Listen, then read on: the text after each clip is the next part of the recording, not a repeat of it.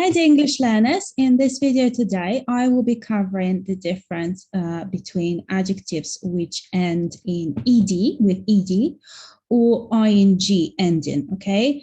Of course, this is not super complicated, I promise. Probably you didn't learn it or you didn't get a proper explanation on this. So I promise you by the end of this video, it will be clear and all you have to do is just remember it and that's it. This point will be covered, okay? So I will give you an example first with an adjective boring versus bored.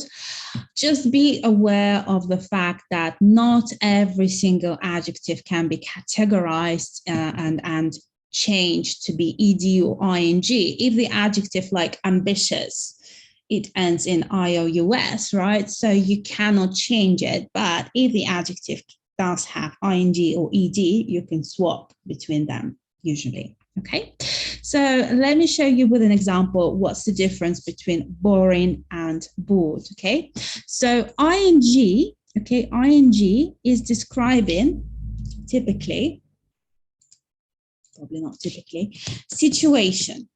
All right, whereas ed is describing the impact of the situation.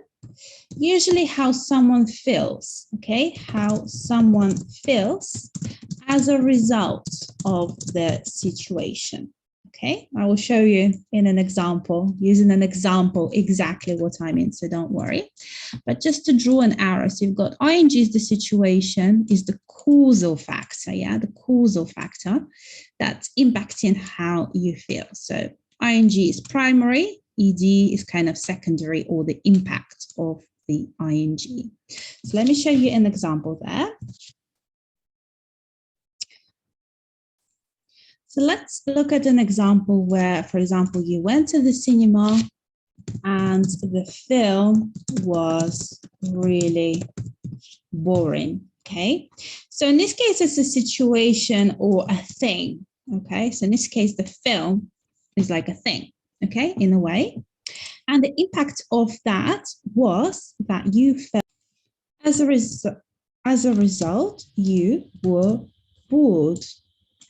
All right, so the film was really boring. That's a thing or a situation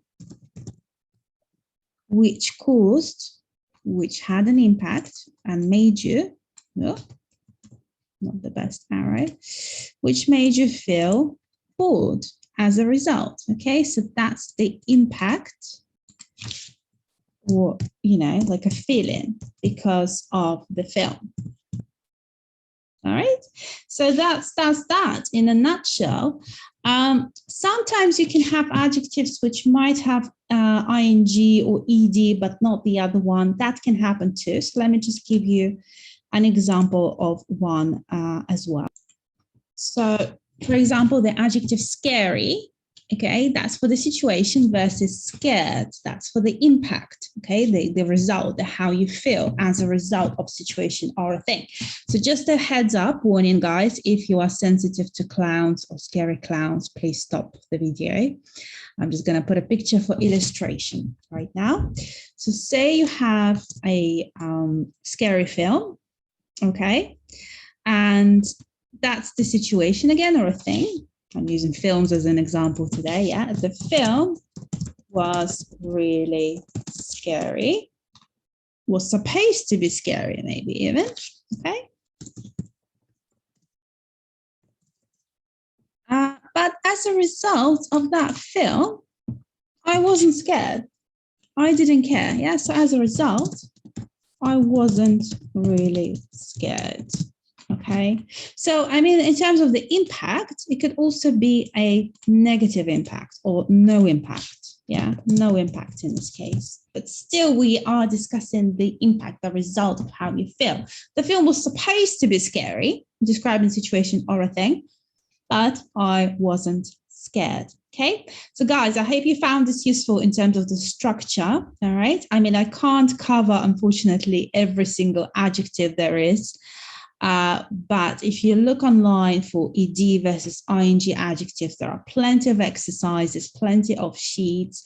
But in this video, I really wanted to cover the fundamentals and explain to you the difference between the two. Sometimes it's easier to see and to hear once than to read a million times. So I really hope this clarifies the situation for you. Thank you for watching. Keep on learning.